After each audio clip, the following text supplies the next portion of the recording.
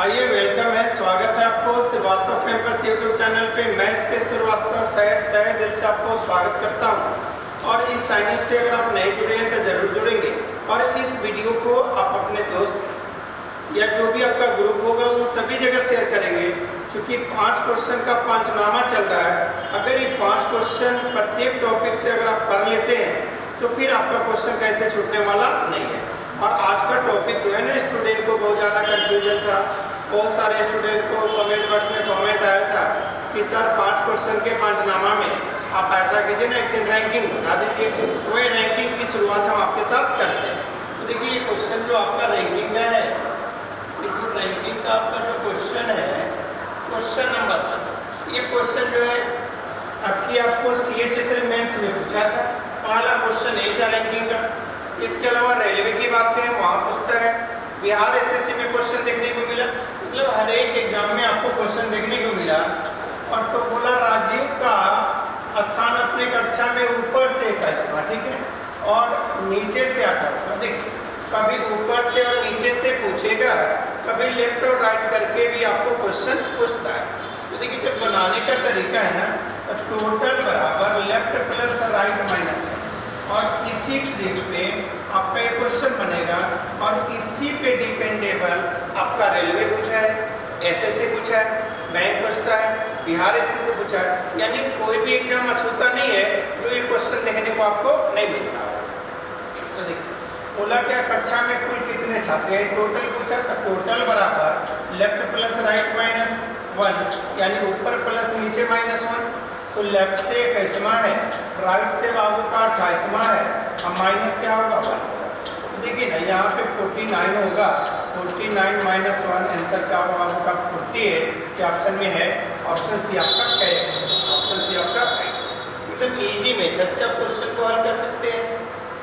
और हम आपको बताएं, अगर 5 क्वेश्चन पढ़ते हैं और उससे विदाउट टाइम पीरियड की आपको, चूँकि यूट्यूब का मीनिंग होता है थोड़ा हंसी मजाक करना, तो हंसी मजाक के लिए जब हम लंबे क्वेश्चन को लेके आएंगे, यानी बड़ा 25 क्वेश्चन या 20 क्वेश्चन का, तो वहाँ पे मजाक करेंगे तो आपको भी मजा आएगा। क्योंकि 5 क्वेश्चन हम वही करा रहे हैं जो आपको एग्जामिनेशन ऑब्जेक्टिव से पूछता है। ये भी ज़बरदस्त क्वेश्चन, और इसे आप प्रैक्टिस सेट में जरूर डालेंगे, ये सभी क्वेश्चन रिपीटेड क्वेश्चन।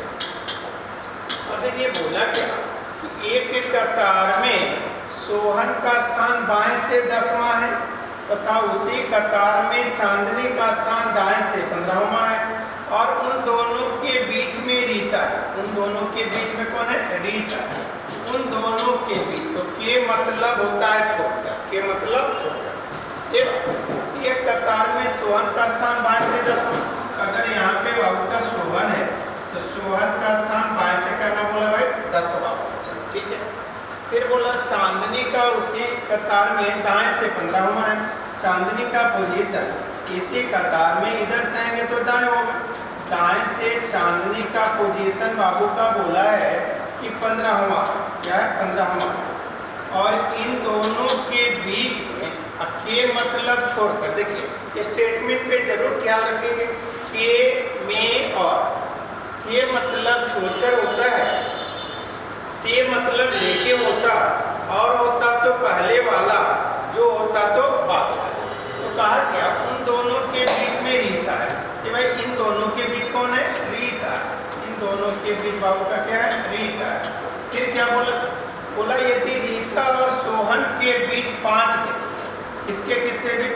रीता और सोहन के बीच में 5 व्यक्ति, 1 2 3 4 5 व्यक्ति है। एक बात देखिए कि सोहन और चांदनी के बीचों बीच रीता, तो जितना व्यक्ति सोहन और रीता के बीच होगा उतना इस व्यक्ति तो चांदनी और रीता के बीच होगा। इन दोनों के बीच भी 5 व्यक्ति होगा। तो कहा कि बतलाइए उस कतार में कुल कितने व्यक्ति, मतलब यहाँ से लेकर यहाँ तक पूछा। जब कुल की बात बाबू करेगा तो left plus right plus middle, क्योंकि इन दोनों के बीच में जितना व्यक्ति होगा उससे मिडिल हम काम करेंगे। इन दोनों के बीच कितना व्यक्ति होगा? देखिए ना, 5 5 10 और रीता एक खुद है, यानी 5 5 10 और रीता एक खुद, यानी 11 व्यक्ति होगा। यानी लेफ्ट से पोजीशन बाबू का होगा 10, राइट से होगा 15 और इन दोनों के बीच कितना व्यक्ति 11 व्यक्ति है। तो कहा कि बतलाइए इस कतार में टोटल कितने व्यक्ति होंगे, तो 36 होगा, जो ऑप्शन में आपको ए में दिख रहा है। और ये क्वेश्चन काफ़ी इंपॉर्टेंट था, अभी हाल में आपको एसएससी सीपीओ का एग्जाम लिया है, उसमें पूछा है, सिलेक्शन पोस्ट लिया उसमें पूछा, इवन आने वाले मैक्सिमम एग्जाम में इस टाइप के क्वेश्चन पूछेगा। स्टूडेंट कंफ्यूज कहाँ करता है भैया कि के मतलब होता है छोड़कर, और उन दोनों के बीच कुल कितने व्यक्ति, तो सोहन और चांदनी के बीचों बीच रीता है। ये नहीं बोला कि सोहन और रीता के बीच 5 व्यक्ति है, जब सोहन और चांदनी के बीच रीता है तो जितना व्यक्ति सोहन और रीता के बीच होगा उतना ही तो रीता और चांदनी के बीच होगा। कोई दिक्कत कंफ्यूजन समस्या आपके साथ नहीं होना चाहिए। आइए नेक्स्ट क्वेश्चन की ओर बढ़ते हैं। क्वेश्चन नंबर 3 आप देखिए, ये भी जबरदस्त क्वेश्चन है। आप देखिए, जो तेज दौड़ेगा सो आगे जाएगा, जो स्लो दौड़ेगा सो नीचे आएगा। क्यू आर से तेज गति से टाइप करते होगा, जब तेज गति होगा ऊपर जाएगा, आर से तेज गति से टाइप बाबू का क्यू करता है, परंतु भी जितना तेज गति नहीं, मतलब इससे भी तेज होगा, भी होगा। ठीक केवल जब केवल लिखा रहे ना इंडिविजुअल को लेते हैं, जब केवल लिखा रहे तो इंडिविजुअल को लेते। आर से तेज गति से टाइप करता है आर, टी केवल आर से तेज गति से, टी केवल आर से तेज गति से टाइप करता है। केवल जब लिखा तो इंडिविजुअल होगा और सब इससे नीचे होगा। अब भी से तेज गति से टाइप करता है एस, तो भी से ऊपर एस होगा, तो सबसे तेज गति से कौन भैया आंसर होगा सी। कोई दिक्कत कंफ्यूजन समस्या यहाँ तक नहीं होना चाहिए। आइए नेक्स्ट क्वेश्चन की ओर बढ़ते हैं।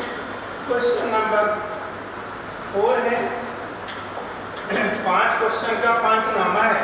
लड़कों की एक पंक्ति में रमन दाएं से 16वां है, दीपक भी बाएं से 16वें हैं। इन दोनों के बीच उतने ही लड़के हैं जो कुल का 1/3 है।